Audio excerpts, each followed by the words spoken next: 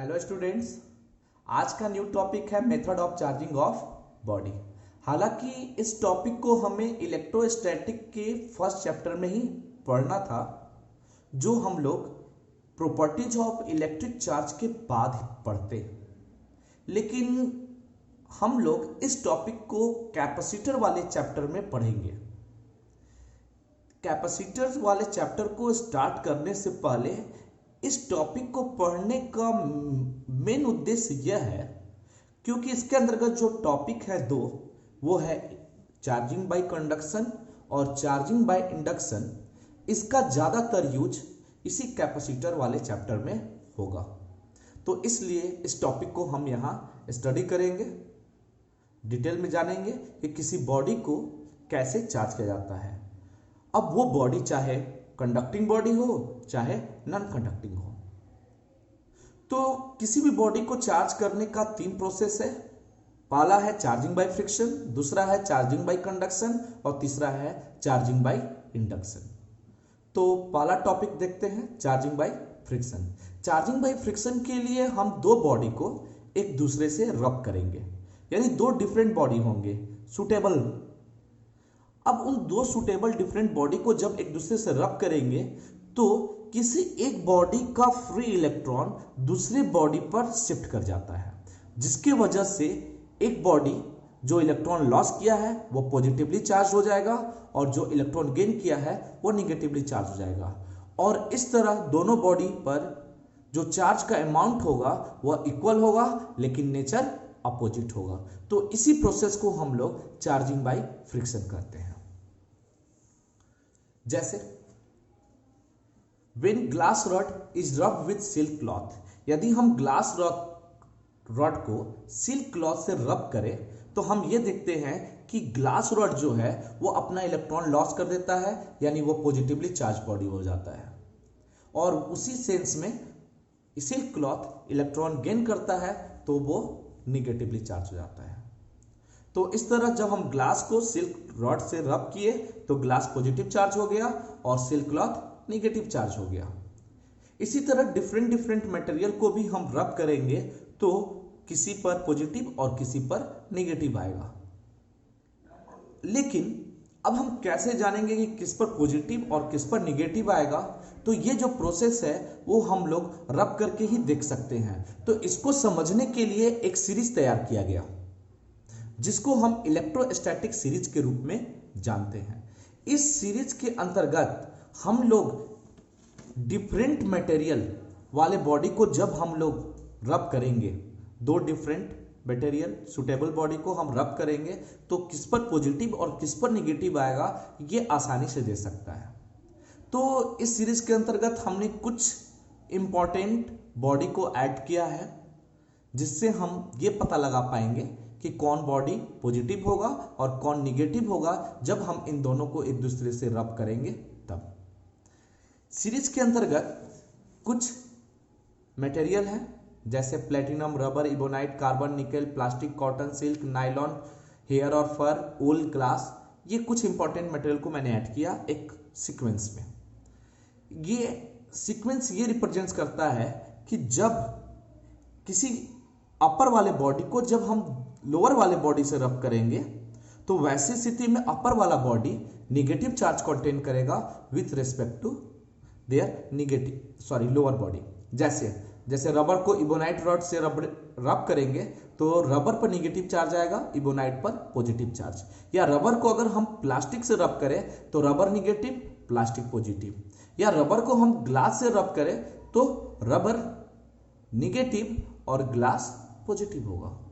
उसी तरह आप ये देखिएगा, जैसे अभी हम लोगों ने सिल्क क्लॉथ का एग्जांपल लिया था कि ग्लास रॉड को जब हम सिल्क क्लॉथ से रब किए थे, तो देखिए सिल्क क्लॉथ ऊपर है, तो जो ऊपर में आएगा वो निगेटिव और जो नीचे जाएगा पॉजिटिव। इस सीक्वेंस में रखा गया, यानी इस डायरेक्शन में आएंगे तो पॉजिटिव चार्ज को अटेंड करने की टेंडेंसी बढ़ेगी और इसमें निगेटिव चार्ज के लिए अपवर्ड डायरेक्शन में। अब देखिए जरा सिल्क क्लॉथ के बारे में, तो सिल्क क्लॉथ को ग्लास से जब रब किए तो ग्लास पॉजिटिव हो गया, सिल्क निगेटिव हो गया। ये ऊपर हो गया तो निगेटिव, ये नीचे है तो पॉजिटिव। अगर हम इसको प्लास्टिक से रब करते हैं तो देखिए क्लॉथ का नेचर चेंज कर जाएगा।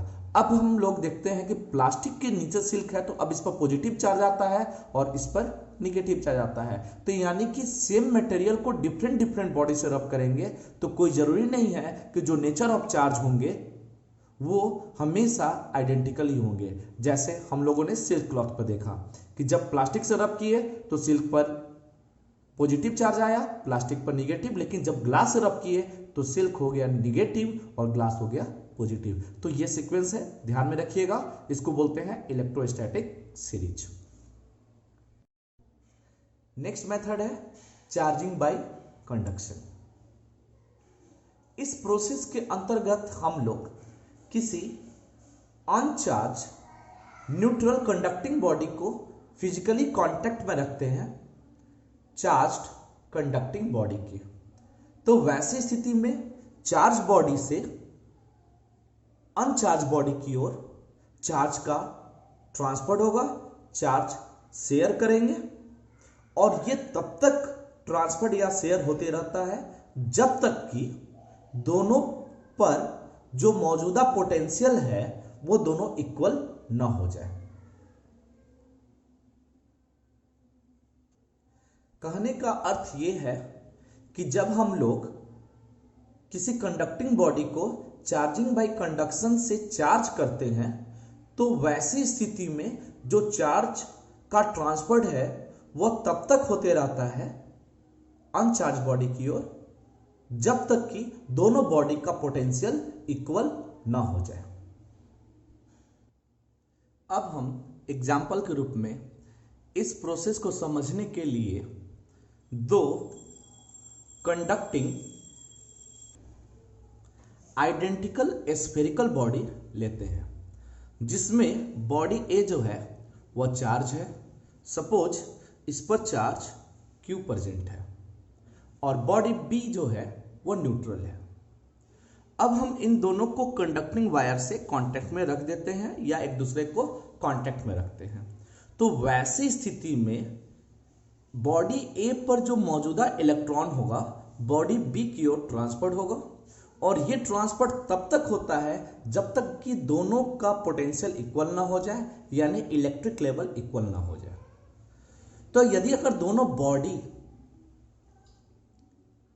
आइडेंटिकल है तो वैसी स्थिति में जो चार्ज का डिस्ट्रीब्यूशन होगा वो दोनों बॉडी पर इक्वल अमाउंट पर होगा, यानी कि half amount of electric charge body A पर ही रहेगा और हाफ अमाउंट बॉडी बी पर ट्रांसफर हो जाएंगे। तो वैसी स्थिति में जब ये बॉडी चार्जिंग बाय प्रोसेस के अंतर्गत होगा तो चार्ज का अमाउंट दोनों बॉडी पर Q/2 और Q/2 हो जाएगा और इलेक्ट्रॉन का जो ट्रांसफर होगा body A to body B की ओर होगा। तो इस तरह हमारा जो अनचार्ज बॉडी है वो चार्ज हो जाता है।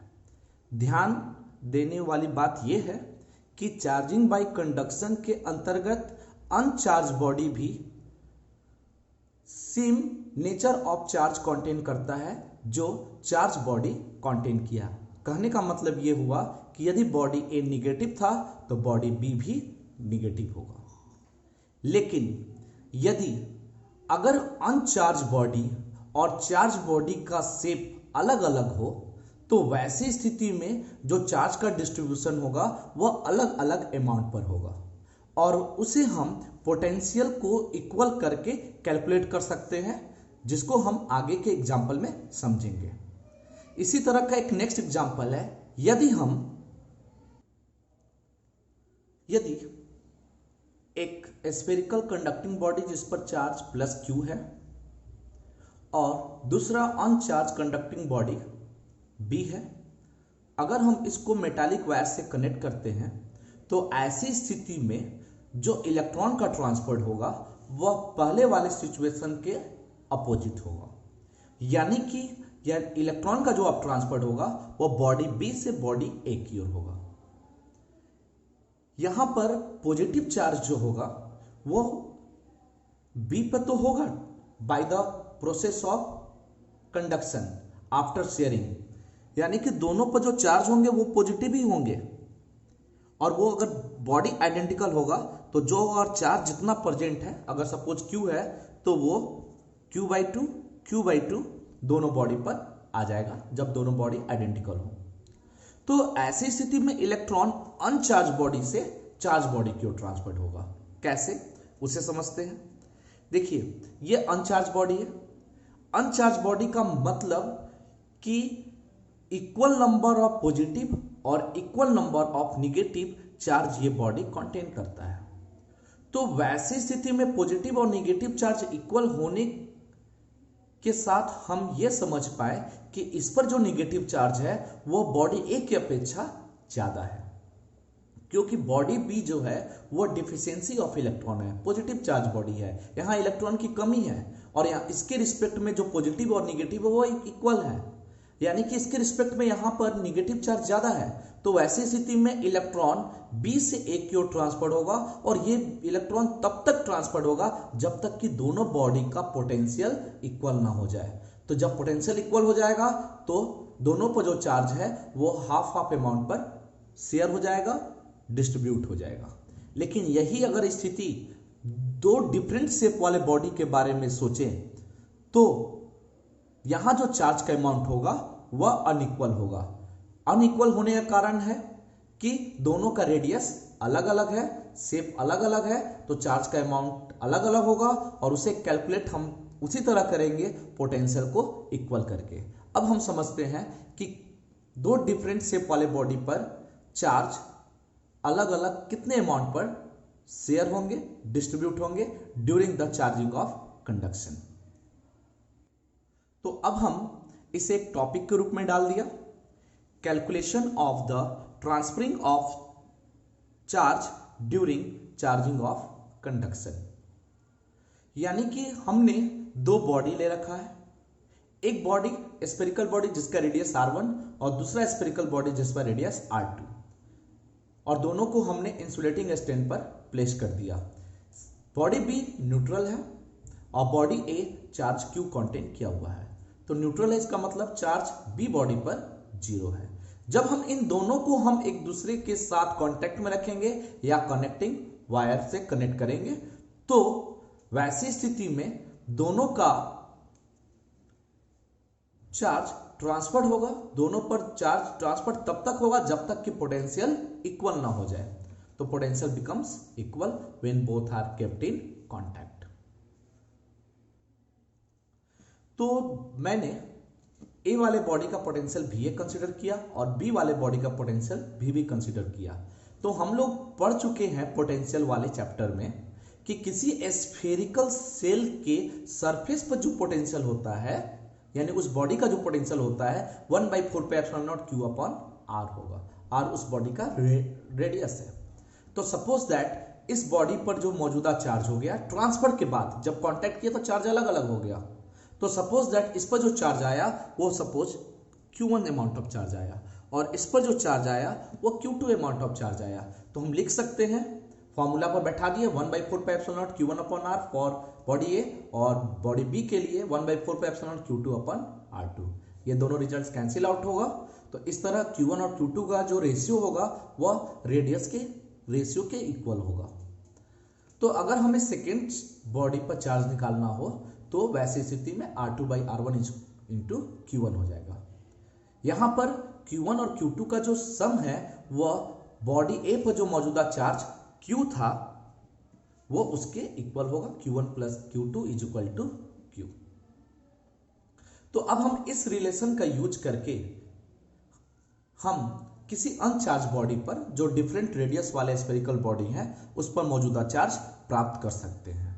अब हम इसको एक न्यूमेरिकल के आधार पर समझते हैं।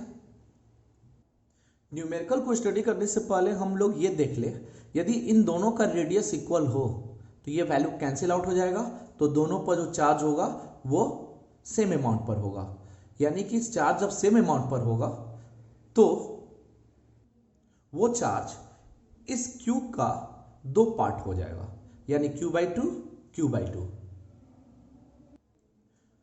when both bodies are of same radius and kept in contact। तो दोनों का जब रेडियस सेम है तो पोटेंशियल तो इक्वल ही होगा, ध्यान रखना है। पोटेंशियल इक्वल होगा तो चार्ज मान लीजिए फर्स्ट बॉडी पर Q1 गया, दूसरी पर Q2 गया, रेडियस कैंसिल हो गया। तो दोनों Q1 Q2 का वैल्यू इक्वल हो गया। अब ये देखते हैं Q1 प्लस Q2 Q के बराबर था, तो यहां पर जो Q2 आएगा वो Q माइनस Q1 के इक्वल हो जाएगा।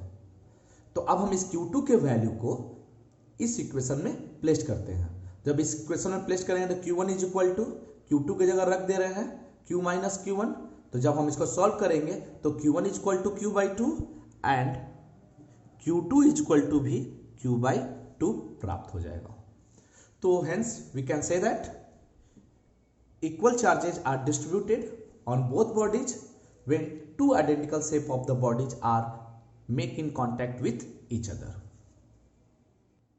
एक सिंपल एग्जांपल है, if a conducting body A containing charge 10 microcoulomb and kept in contact with other identical sphere neutral, then calculate the amount of charge on both bodies when both are in physical contact. यानी body A है जो 10 microcoulomb का है, उसी तरह identical body B है जो neutral है। जब दोनों को कांटेक्ट में रखेंगे तो चार्ज क्या होगा। तभी हम लोग ने देख रखा है कि जो भी मौजूदा चार्ज है वो दो पार्ट में डिस्ट्रीब्यूट होगा, यानी बॉडी A पे भी 10/2 माइक्रोकूलम होगा और बॉडी B पे भी 10/2 माइक्रोकूलम होगा। तो इस तरह हमारा जो आंसर होगा वह 5 माइक्रोकूलम ऑन ईच बॉडी होगा। नेक्स्ट क्वेश्चन है डिफरेंट रेडियस वाले बॉडी पर। If two metallic sphere of radius 10 cm and 25 cm, in which a small sphere contain 20 microcoulomb of charge and large sphere is neutral, यानी 10 centimetre के पास 20 microcoulomb है और 25 centimetre radius वाले sphere neutral है। अब जब दोनों को कांटेक्ट में ला दिए तो बताइए कि दोनों पर चार्ज क्या ट्रांसफर होगा। तो वही पोटेंशियल को इक्वल करने वाले रिलेशन से बना सकते हैं, या डायरेक्ट अभी हम लोगों ने जो फॉर्मूला प्राप्त किया Q1 by Q2 is equal to R1 upon R2, इस फॉर्मूला से भी प्राप्त कर सकते हैं। तो R1 का जो वैल्यू है वो एक है 10 सेंटीमीटर और R2 का जो वैल्यू है वो है 25 सेंटीमीटर। तो इस तरह हमें वैल्यू 2/5 प्राप्त हो जाएगा। तो क्रॉस मल्टीप्लाई से हम प्राप्त कर सकते हैं या Q2 इज इक्वल टू प्राप्त कर सकते हैं 5/2 इंटू Q1।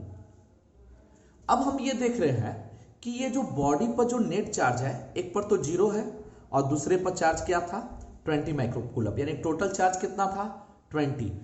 तो वैसी स्थिति में Q1 प्लस Q2 क्या होगा 20। According to question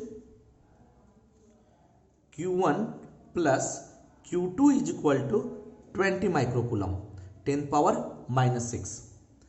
So if we place the value of Q2 we get Q1 5/2 Q1 and 20 into 10th power minus 6। जब हम इसको सॉल्व करेंगे तो 7/2 Q1 is equal to 20 into 10th power minus 6 प्राप्त होगा। तो इस तरह हम Q1 इज इक्वल टू निकाल सकते हैं 40/7 into 10th power minus 6 coulomb, यानी 40/7 माइक्रोकूलम। तो Q2 इज इक्वल टू क्या आएगा, तो Q2 इज इक्वल टू इस रिलेशन से 5/2 into 40/7 into 10th power minus 6 coulomb आएगा। तो हम इसे सॉल्व करेंगे तो 100/7 into 10th power minus 6 coulomb आएगा। ये हो गया दोनों बॉडी पर, यानी इसको हम लोग बोल सकते हैं 100/7 माइक्रोकूलम और Q1 यानी फर्स्ट बॉडी पर जो चार्ज आया वो हो गया 40/7 माइक्रोकूलम। इसी तरह एक नेक्स्ट क्वेश्चन है जिसमें फिर से दो स्फीयर है, जिसका एक का रेडियस 4 सेंटीमीटर है और एक का 12 सेंटीमीटर है। एक पर चार्ज 50 माइक्रोकूलम है और दूसरे पर 20 माइक्रोकूलम है। तो बताना यह है कि जब दोनों को फिजिकल कांटेक्ट में रखेंगे तो कितना कितना अमाउंट ऑफ चार्ज एक दूसरे पर शेयर होगा, यानी कितना अमाउंट ऑफ चार्ज ट्रांसफर्ड होंगे when both are kept in physical contact. तो फिर से वही कॉन्सेप्ट यूज करते हैं कि जब दोनों को हम एक दूसरे के साथ कांटेक्ट में रखेंगे तो चार्ज का ट्रांसफर तब तक होगा जब तक कि दोनों का पोटेंशियल इक्वल ना हो जाए। तो वही पोटेंशियल वाला जो रिलेशन हम लोगों ने कैलकुलेट किया है Q1/Q2 इक्वल टू R1/R2, उसी रिलेशन के आधार पर हम सॉल्व करते हैं। Q1/Q2 equal to R1/R2। अब हम ये मान लेते हैं कि जब दोनों को कांटेक्ट में रखा तो कांटेक्ट में रखने के बाद बॉडी यानी जिसका रेडियस 4 सेंटीमीटर है उस पर मौजूदा चार्ज 50 माइक्रोकूलम है। तो ये चार्ज 20 माइक्रोकूलम से ज्यादा है, तो सपोज इसका कुछ चार्ज 20 माइक्रोकूलम वाले बॉडी पर चला जाता है। तो मान लीजिए वो चार्ज का अमाउंट Q था। मान लीजिए body A body B, radius अलग अलग है। इस पर मौजूदा चार्ज बॉडी ए का ज्यादा था, मान लीजिए 50 माइक्रोकूलम, और बॉडी बी का जो था वो था 20 माइक्रोकूलम। यहां रेडियस अलग अलग है इसलिए मैंने बॉडी का शेप चेंज कर दिया। पहले का जो रेडियस है वो 4 सेंटीमीटर है, suppose that R1 equal to 4 और यहां R2 इक्वल टू जो है वो 12 सेंटीमीटर है। लेकिन इस पर जो मौजूदा चार्ज है वो 20 माइक्रोकूलम है। अब हम इन दोनों को कांटेक्ट में रखते हैं या वायर से, कंडक्टिंग वायर से कनेक्ट करेंगे। तो वैसी स्थिति में चार्ज का ट्रांसफर होगा ही। तो चार्ज का ट्रांसफर तब तक होगा जब तक कि पोटेंशियल इक्वल ना हो जाए। Then VA equal to VB। तो उस रिजल्ट के आधार पर हमें जो चार्ज होगा इन दोनों पर, मान लीजिए इस पर चार्ज आ गया ट्रांसफर होने के बाद, यानी जब इन दोनों पर चार्ज ट्रांसफर हुआ तो वो चार्ज आ गया वो Q1 और सपोज दैट Q1 डैश, और इस पर जो चार्ज आया Q2 डैश। अब ये जो Q1 डैश है और Q2 डैश है इसके अमाउंट में चेंजिंग आएगी, वो 50 माइक्रोकूलम और 20 माइक्रोकूलम से अलग होगा। कैसे? सपोज दैट इस पर मौजूदा जो चार्ज है प्लस 50 माइक्रोकूलम और इस पर मौजूदा चार्ज 20 माइक्रोकूलम, तो इस पर चार्ज का अमाउंट ज्यादा है तो चार्ज ट्रांसफर्ड होंगे। सपोज दैट इसमें से कुछ अमाउंट ऑफ चार्ज यानी Q अमाउंट ऑफ चार्ज वो इस बॉडी पर ट्रांसफर्ड हो गया। तो अब आप सोचिए कि यदि 50 माइक्रोकूलम से कुछ चार्ज इस पर चला जाता है तो क्या इसका अमाउंट बढ़ेगा कि घटेगा? तो ऑफ कोर्स इस 50 माइक्रोकूलम का चार्ज का अमाउंट घटेगा। कितना घटेगा? तो 50 माइनस Q, वही अमाउंट Q1 डैश के इक्वल होगा। तो हम लिख सकते हैं Q1 dash is equal to 50 minus Q। यहां भी ट्रांसफर जो अमाउंट ऑफ चार्ज है उसको भी हमने माइक्रोकूलम में कंसीडर कर रखा है। तो वैसी स्थिति में अगर चार्ज Q B बॉडी पर आया तो अब इस पर मौजूदा चार्ज बढ़ेगा, यानी 20 माइक्रोकूलम से बढ़ेगा। तो वैसी स्थिति में Q2 डैश जो आएगा वो होगा 20 प्लस Q। तो यहां Q1 डैश और Q2 डैश मिल गया। तो पोटेंशियल के रिलेशन से हम लोगों को पता है Q1/Q2 is equal to R1/R2। तो यहां पर जो चार्ज हो जाएगा ट्रांसफर होने के बाद वो Q1 डैश है और Q2 डैश है।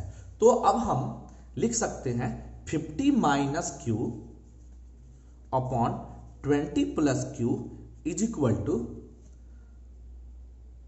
4 सेंटीमीटर अपॉन 12 सेंटीमीटर। दोनों सेम यूनिट है इसलिए हम मीटर में नहीं चेंज कर रहे हैं। 1/3 क्रॉस मल्टीप्लाई करते हैं तो 150 minus 3Q is equal to 20 plus Q। Solve करेंगे तो 150 minus 20 130 is equal to 4Q। तो रिजल्ट जो आएगा Q is equal to 130 upon 4 microcoulomb, यानी कि 130 अपॉन 4 माइक्रोकूलम जो होगा बॉडी ए से बॉडी बी की ओर ट्रांसफर होगा। तो पूछ रहा है कि शेयरिंग के दौरान कितना कितना अमाउंट ऑफ चार्ज दोनों बॉडी पर रह गया। तो Q1 डैश का जो वैल्यू है वो है 50 माइनस Q। तो 50 माइनस 130 अपॉन 4 सॉल्व करेंगे 200 माइनस 130 यानी 70 अपॉन 4 माइक्रोकूलम बॉडी ए पर चार्ज होगा और Q2 is equal two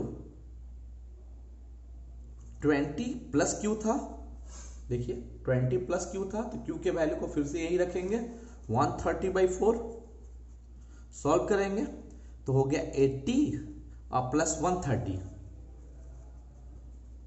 upon 4 microcoulomb, तो रिजल्ट आता है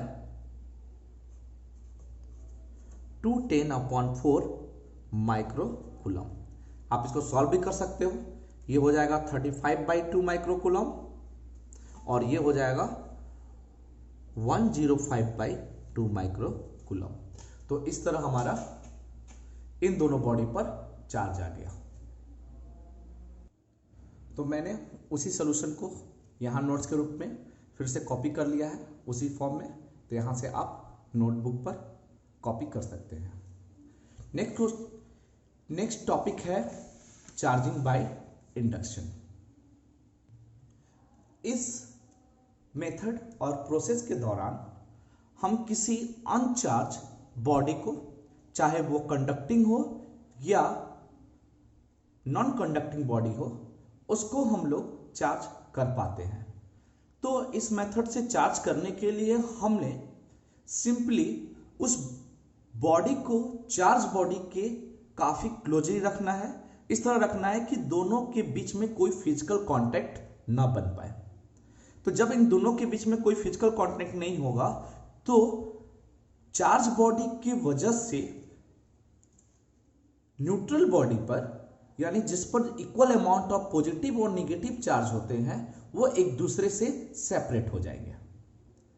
तो जो फ्री चार्जेज हैं वो एक दूसरे से सेपरेट हो जाते हैं। यानी कि इस मेथड को हम डिफाइन कैसे करेंगे कि the process of charging a neutral conductor by placing it near a charge object और body is known as charging by induction.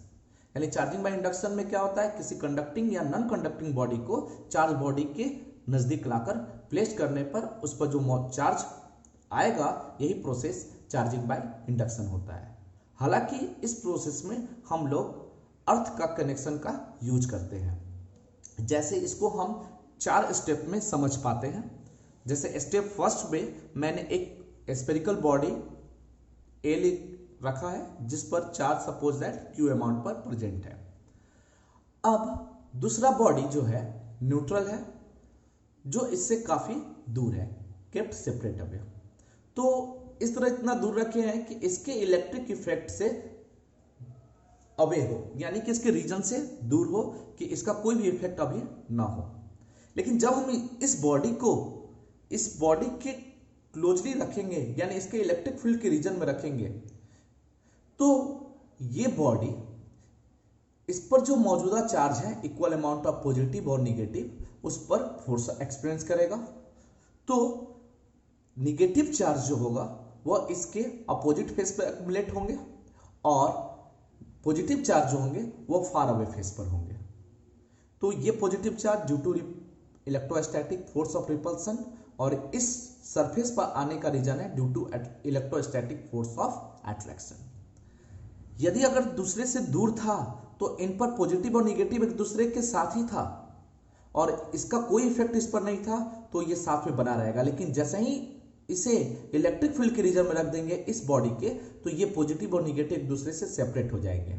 क्यों? क्योंकि ये चार्ज बॉडी का जो इलेक्ट्रिक फील्ड है उस चार्ज पर फोर्स एक्सपीरियंस करेगा और फोर्स एक्सपीरियंस करने की वजह से, निगेटिव चार्ज अट्रैक्शन की वजह से इस बॉडी के फेस के नजदीक आ जाएगा और ये अवे हो जाएगा रिपल्सन की वजह से। अब हम बॉडी बी को मोमेंटरी थोड़े समय के लिए हम ग्राउंड से कनेक्ट करते हैं। जैसे ही ग्राउंड से कनेक्ट करते हैं तो अर्थ का पोटेंशियल 0 होता है। तो यहां का जो निगेटिव चार्ज, पॉजिटिव चार्ज था वो न्यूट्रलाइज हो जाएगा और यहां का निगेटिव चार्ज वैसे ही रहेगा। तो यहां पर निगेटिव चार्ज इस सिचुएशन में क्यों रहेगा, ये भी न्यूट्रलाइज क्यों नहीं हुआ? इसका मेन कारण है कि ये पॉजिटिव जो चार्ज है इस बॉडी का, वो इस नेगेटिव चार्ज को बांध के रखा है due to electrostatic force of attraction. तो पॉजिटिव जो चार्ज यहां पहले था, इस पॉजिटिव चार्ज को न्यूट्रल करने के लिए अर्थ से इलेक्ट्रॉन निकलेंगे और इस पॉजिटिव चार्ज को न्यूट्रलाइज कर देंगे। जैसे ही न्यूट्रलाइज कर देंगे हम इसको अब डिस्कनेक्ट करेंगे।